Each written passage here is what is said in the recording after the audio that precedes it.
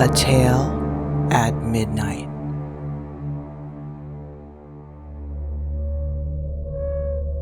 The Shambler from the Stars by Robert Bloch.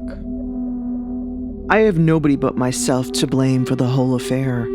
It was my own blundering that precipitated the unforeseen horror upon us both, my own stupidity that caused our downfall. The acknowledgement of my fault does not help us now. My friend is dead, and in order to escape an impinging doom worse than death, I must follow him into the darkness. So far I have relied upon the ever-diminishing potency of alcohol and drugs to dull the pangs of memory, but I shall find true peace only in the grave. Before I go, I shall inscribe my story as a warning, lest others make the same mistake and suffer a similar fate. I am what I profess to be, a writer of weird fiction. Since earliest childhood, I've been enthralled by the cryptic fascination of the unknown and the unguessable, the nameless fears, the grotesque dreams, the queer, half-intuitive fancies that haunt our minds have always exercised for me a potent and inexplicable delight. In literature, I've walked the midnight paths with Poe, or crept amidst the shadows with Machen, combed the realms of horrific stars with Baudelaire, or steeped myself with Earth's inner madness amidst the tales of ancient lore. A meager talent for sketching and crayon work led me to attempt crude picturizations involving the outlandish denizens of my nighted thoughts. The same somber trend of intellect which drew me in my art interested me in obscure realms of musical composition. The symphonic strains of the danse macabre and the like became my favorites. My inner life soon became a ghoulish feast of eldritch, tantalizing horrors. My outer existence was comparatively dull. Days of grammar school and adolescent high school soon passed. As time went on, I found myself drifting more and more into the life of a penurious recluse, a tranquil, philosophical existence amidst a world of books and dreams. A man must live. By nature, constitutionally and spiritually unfitted for manual labor, I was at first puzzled about the choice of a suitable vocation. The depression complicated matters to an almost intolerable degree, and for a time I was close to utter economic disaster. It was then that I decided to write. I procured a battered typewriter, a ream of cheap paper, and a few carbons. My subject matter did not bother me. What better field than the boundless realms of a colorful imagination? I would write of horror, fear, and the riddle that is death. At least, in the callousness of my unsophistication, this was my intention. My first attempts soon convinced me how utterly I had failed. Sadly, miserably, I fell short of my aspired goal. My vivid dreams became on paper merely meaningless jumbles of ponderous adjectives, and I found no ordinary words to express the wondrous terror of the unknown. My first manuscripts were miserable and futile documents, the few magazines using such material being ununanimous in their rejections. I had to live. Slowly but surely I began to adjust my style to my ideas. Laboriously I experimented with words, phrases, sentence structure. It was work, and hard work at that. I soon learned to sweat.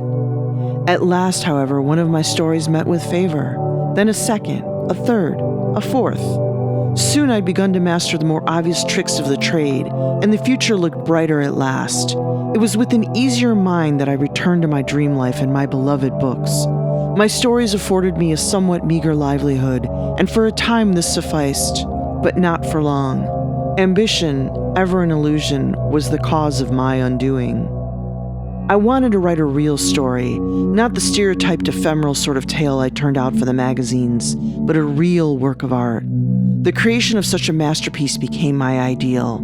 I was not a good writer, but that was not entirely due to my errors in mechanical style. It was, I felt, the fault of my subject matter. Vampires, werewolves, ghouls, mythological monsters, these things constituted material of little merit. Commonplace imagery, ordinary adjectival treatment, and a prosaically anthropocentric point of view were the chief detriments to the production of a really good weird tale. I must have new subject matter, truly unusual plot material. If only I could conceive of something utterly ultra-mundane, something truly macrocosmic, something that was teratologically incredible. I longed to learn the songs the demons sing as they swoop between the stars, or hear the voices of the olden gods as they whisper their secrets to the echoing void. I yearned to know the terrors of the grave, the kiss of maggots on my tongue, the cold caress of a rotting shroud upon my body. I thirsted for the knowledge that lies in the pits of mummied eyes, and burned for wisdom known only to the worm. Then I could really write, and my hopes be truly realized. I sought a way. Quietly, I began a correspondence with isolated thinkers and dreamers all over the country. There was a hermit in the western hills, a savant in the northern wilds, a mystic dreamer in New England. It was from the latter that I learned of the ancient books that hold strange lore. He quoted guardedly from the legendary Necronomicon and spoke timidly of a certain Book of Iban that was reputed to surpass it in the utter wildness of its blasphemy. He himself had been a student of these volumes of primal dread, but he did not want me to search too far. He had heard many strange things as a boy in witch-haunted Arkham, where the old shadows still leer and creep, and since then he had wisely shunned the blacker knowledge of the forbidden. At length, after much pressing on my part, he reluctantly consented to furnish me with the names of certain persons he deemed able to aid me in my quest. He was a writer of notable brilliance and wide reputation among the discriminating few, and I knew he was keenly interested in the outcome of the whole affair. As soon as his precious list came into my possession, I began a widespread postal campaign in order to obtain access to the desired volumes. My letters went out to universities, private libraries, reputed seers, and the leaders of carefully hidden and obscurely designated cults, but I was foredoomed to disappointment. The replies I received were definitely unfriendly, almost hostile. Evidently, the rumored possessors of such lore were angered that their secret should be thus unveiled by a prying stranger. I was subsequently the recipient of several anonymous threats through the mails, and I had one very alarming phone call. This did not bother me nearly so much as the disappointing realization that my endeavors had failed. Denials, evasions, refusals, threats. These would not aid me. I must look elsewhere. The bookstores. Perhaps on some musty and forgotten shelf, I might discover what I sought. Then began an interminable crusade. I learned to bear my numerous disappointments with unflinching calm.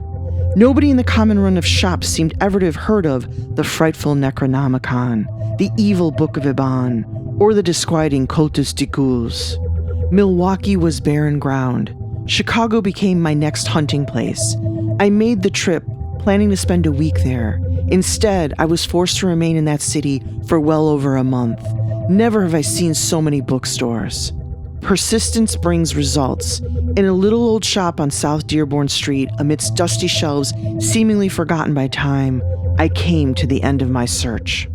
There, securely wedged between 2 century-old editions of Shakespeare, stood a great black volume with iron facings. Upon it, in hand-engraved lettering, was the inscription De Vermis Mysteriis, or Mysteries of the Worm. The proprietor could not tell how it had come into his possession. Years before, perhaps, it had been included in some second-hand job lot. He was obviously unaware of its nature, for I purchased it with a $1 bill. He wrapped the ponderous thing for me, well pleased at this unexpected sale, and bade me a very satisfied good day. I left hurriedly, the precious prize under my arm. What a find! I had heard of this book before. Ludvig Prinn was its author, he who had perished at the inquisitorial stake in Brussels when the witchcraft trials were at their height. A strange character, alchemist, necromancer, reputed mage, he boasted of having attained a miraculous age when he at last suffered a fiery immolation at the hands of the secular arm. He was said to have proclaimed himself the sole survivor of the ill-fated Ninth Crusade, exhibiting as proof certain musty documents of attestation. It is true that a certain Ludvig Prinn was numbered among the gentlemen retainers of Montserrat and the olden chronicles, but the incredulous branded Ludvig as a crack-brained impostor, though perchance a lineal descendant of the original warrior. Ludvig attributed his sorceress learning to the years he had spent as a captive among the wizards and wonder-workers of Syria, and glibly he spoke of encounters with the jinns and ifrits of elder Eastern myth. He is known to have spent some time in Egypt, and there are legends among the Libyan dervishes concerning the old seer's deeds in Alexandria. At any rate, his declining days were spent in the Flemish lowland country of his birth, where he resided, appropriately enough, in the ruins of a pre-Roman tomb that stood in the forest near Brussels. Ludwig was reputed to have dwelt there amidst a swarm of familiars and fearsomely invoked conjurations. Manuscripts still extant speak of him guardedly as being attended by invisible companions and star-sent servants. Peasants shunned the forest by night, for they did not like certain noises that resounded to the moon, and they most certainly were not anxious to see what worshipped at the old pagan altars that stood crumbling in certain of the darker glens. For years, the old thaumaturgist was infamously notorious throughout the countryside, and many a pilgrim came to him for prophecies, horoscopes, and the dubious service of his potions, philters, and talismans. There are a few surviving accounts which speak cautiously of his sepulchral dwelling place, the Saracenic relics, and the invisible servitors he had summoned from afar. There is a curiously uniform reticence on the part of these chroniclers when it comes to describing these servitors in detail, but all agree that the terrible old man was gifted with baleful and unholy powers. Be that as it may, these creatures that he commanded were never seen after Prinn's capture by the inquisitorial minions. Searching soldiers found the tomb entirely deserted, though it was thoroughly ransacked before its destruction. The supernatural entities, the unusual instruments, the obscure herds and compounds, all had most curiously vanished. A search of the forbidding woods and a timorous examination of the strange altars did not add to the information. There were fresh bloodstains on the altars, and fresh bloodstains on the rack too, before the questioning of Prinn was finished. A series of particularly atrocious tortures failed to elicit any further disclosures from the silent wizard, and at length the weary interrogator ceased and cast the aged sorcerer into a dungeon. It was in prison, while awaiting trial, that he penned the morbid horror-hinting lines of Vermis Mysteriis, known today as Mysteries of the Worm. How it was ever smuggled through the alert guards is a mystery in itself, but a year after his death it saw print in Cologne. It was immediately suppressed, but a few copies had already been privately distributed. These, in turn, were transcribed, and although there was a later censored and deleted printing, only the Latin originals accepted as genuine. Throughout the centuries, a few of the elect have read and pondered on its secret. The secrets of the old archmage are known today only to the initiated, and they discourage all attempts to spread their fame, for certain very definite reasons. This, in brief, was what I knew of the volume's history at the time it came into my possession. As a collector's item alone, the book was a phenomenal find, but on its contents I could pass no judgment. It was in Latin. Since I can speak or translate only a few words of that learned tongue, I was confronted by a barrier as soon as I opened the musty pages. It was maddening to have such a treasure trove of dark knowledge at my command, and yet lack the key to its unearthing. For a moment I despaired, since I was unwilling to approach any local classical or Latin scholar in connection with so hideous and blasphemous a text. Then came an inspiration. Why not take it east and seek the aid of my friend? He was a student of the classics and would be less likely to be shocked by the horrors of Prinn's baleful revelations. Accordingly, I addressed a hasty letter to him, and shortly thereafter received my reply. He would be glad to assist me. I must by all means come at once. Providence is a lovely town. My friend's house was ancient and quaintly Georgian. The first floor was a gem of colonial atmosphere. The second, beneath antique gables that shadowed the enormous window, served as a workroom for my host. It was here that we pondered that grim, eventful night last April, here beside the open window that overlooked the azure sea. It was a moonless night, haggard and wan, with a fog that filled the darkness with bat-like shadows. In my mind's eye, I can see it still, the tiny lamplit room with the big table and the high-backed chairs, the bookcases bordering the walls, the manuscripts stacked in special files. My friend and I sat at the table, the volume of mystery before us. His lean profile threw a disturbing shadow on the wall, and his waxen face was furtive in the pale light. There was an inexplicable air of portentous revelation, quite disturbing in its potency. I sensed the presence of secrets waiting to be revealed. My companion detected it too. Long years of occult experience had sharpened his intuition to an uncanny degree. It was not cold that made him tremble as he sat there in his chair. It was not fever that caused his eyes to flame like jewel-incarned fires. He knew, even before he opened that accursed tome, that it was evil. The musty scent that rose from those antique pages carried with it the reek of the tomb. The faded leaves were maggoty at the edges, and rats had gnawed the leather. Rats which perchance had a ghastlier food for common fare. I had told my friend the volume's history that afternoon and had unwrapped it in his presence. Then he had seemed willing and eager to begin an immediate translation. Now he demurred. It was not wise, he insisted. This was evil knowledge.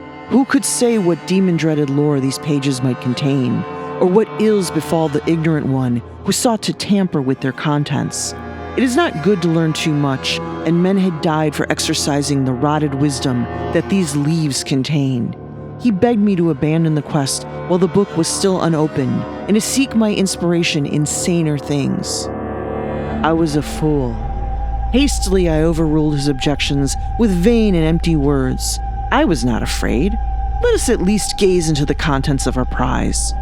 I began to turn the pages. The result was disappointing. It was an ordinary volume after all. Yellow crumbling leaves set with heavy black-lettered Latin texts. That was all. No illustrations, no alarming designs. My friend could no longer resist the allurement of such a rare bibliophilic treat. In a moment he was peering intently over my shoulder, occasionally muttering snatches of Latin phrasing. Enthusiasm mastered him at last. Seizing the precious tome in both hands, he seated himself near the window and began reading paragraphs at random, occasionally translating them into English. His eyes gleamed with a feral light. His cadaverous profile grew intent as he pored over the moldering runes. Sentences thundered in fearsome litany, then faded into tones below a whisper as his voice became as soft as a viper's hiss. I caught only a few phrases now, for in his introspection, he seemed to have forgotten me. He was reading of spells and enchantments. I recall allusions to such gods of divination as Father Yig, Darkhan, and serpent-bearded Beatus. I shuddered, for I knew these names of old, but I would have shuddered more had I known what was yet to come. It came quickly. Suddenly, he turned to me in great agitation, and his excited voice was shrill. He asked me if I remembered the legends of Prinn's sorcery, and the tales of the invisible servants he commanded from the stars. I assented, little understanding the cause of his sudden frenzy. Then he told me the reason. Here, under a chapter on familiars, he had found an orison or spell, perhaps the very one Prinn had used to call upon his unseen servitors from beyond the stars. Let me listen while he read. I sat there dully like a stupid, uncomprehending fool. Why did I not scream, try to escape, or tear that monstrous manuscript from his hands? Instead, I sat there while my friend, in a voice cracked with unnatural excitement, read in Latin a long and sonorously sinister invocation. Tibi, magdum inominandum, signa stellarum nigrarum, e bufaniformis saduca sigillum. The croaking ritual proceeded, then rose on wings of nighted, hideous horror. It stabbed my soul with exquisite pain, even though I did not understand. The words seemed to writhe like flames in the air, burning into my brain. The thundering tones seemed to echo into infinity, beyond the farthermost star. They seemed to pass into primal and undimensioned gates, to seek out a listener there and summon him to earth. Was it all an illusion? I did not pause to ponder, for that unwitting summons was answered. Scarcely had my companion's voice died away in that little room before the terror came. The room turned cold. A sudden wind shrieked in through the open window, a wind that was not of earth. It bore an evil bleating from afar, and at the sound my friend's face became a pale white mask of newly awakened fear. Then there was a crunching at the walls, and the window ledge buckled before my staring eyes. From out of the nothingness beyond that opening came a sudden burst of lubricious laughter. a hysterical cackling born of utter madness. It rose to the grinning quintessence of all horror, without mouth to give it birth. The rest happened with startling swiftness. All at once, my friend began to scream as he stood by the window, scream and claw wildly at empty air. In the lamplight, I saw his features contort into a grimace of insane agony. A moment later, his body rose unsupported from the floor and began to bend outward to a back-breaking degree. A second later came the sickening grind of broken bones. His form now hung in midair, the eyes glazed and the hands clutching convulsively, as if at something unseen. Once again, there came the sound of maniacal tittering, but this time it came from within the room. The stars rocked in red anguish. The cold wind gibbered in my ears. I crouched in my chair, my eyes riveted on that astounding scene in the corner. My friend was shrieking now. His screams blended with that gleeful, atrocious laughter from the empty air. His sagging body, dangling in space, bent backward once again as blood spurted from the torn neck, spraying like a ruby fountain. That blood never reached the floor. It stopped in midair as the laughter ceased, and a loathsome sucking noise took its place. With a new and accelerated horror, I realized that the blood was being drained to feed the invisible entity from beyond. What creature of space had been so suddenly and unwittingly invoked? What was that vampiric monstrosity I could not see? Even now, a hideous metamorphosis was taking place. The body of my companion became shrunken, wizened, lifeless. At length, it dropped to the floor and lay nauseatingly still. But in midair, another and a ghastlier change was taking place. A reddish glow filled the corner by the window, a bloody glow. Slowly but surely, the dim outlines of a presence came into view, the blood-filled outlines of that unseen Shambler from the stars. It was red and dripping, an immensity of pulsing, moving jelly, a scarlet blob with myriad tentacular trunks that waved and waved. There were suckers on the tips of the appendages, and these were opening and closing with a ghoulish lust. The thing was bloated and obscene, a headless, faceless, eyeless bulk with the ravenous maw and titanic talons of a stubborn monster. The human blood on which it had fed revealed the hitherto invisible outlines of the feaster. It was not a sight for sane eyes to see. Fortunately for my reason, the creature did not linger. Spurning the dead and flabby corpse-like thing on the floor, it purposely seized the dreadful volume with one slimy, sinuous feeler and shambled swiftly to the window, then squeezed its rubbery, viscous body through the opening. There it disappeared, and I heard its far-off derisive laughter floating on the wings of the wind as it receded into the gulfs from whence it had come. That was all. I was left alone in the room with the limp and lifeless body at my feet. The book was gone, but there were bloody prints upon the wall, bloody swaths upon the floor, and the face of my poor friend was a bloody death's head, leering up at the stars. For a long time I sat alone in silence before I set on fire that room and all it contained. After that I went away, laughing, for I knew that the blaze would eradicate all trace of what remained. I had arrived only that afternoon, and there were none who knew and none to see me go, for I departed ere the glowing flames were detected. I stumbled for hours through the twisted streets and quaked with renewed and idiotic laughter as I looked up at the burning, ever-gloating stars that eyed me furtively through wreaths of haunted fog. After a long while, I became calm enough to board a train. I have been calm throughout the long journey home, and calm throughout the penning of this screed. I was even calm when I read of my friend's curious accidental death in the fire that destroyed his dwelling. It is only at nights, when the stars gleam, that dreams return to drive me into a gigantic maze of frantic fears. Then I take to drugs, in a vain attempt to ban those leering memories from my sleep. But I really do not care, for I shall not be here long. I have a curious suspicion that I shall again see that Shambler from the stars. I think it will return soon without being resummoned, and I know that when it comes, it will seek me out and carry me down to the darkness that holds my friend. Sometimes I almost yearn for the advent of that day, for then I too shall learn once and for all the mysteries of the worm.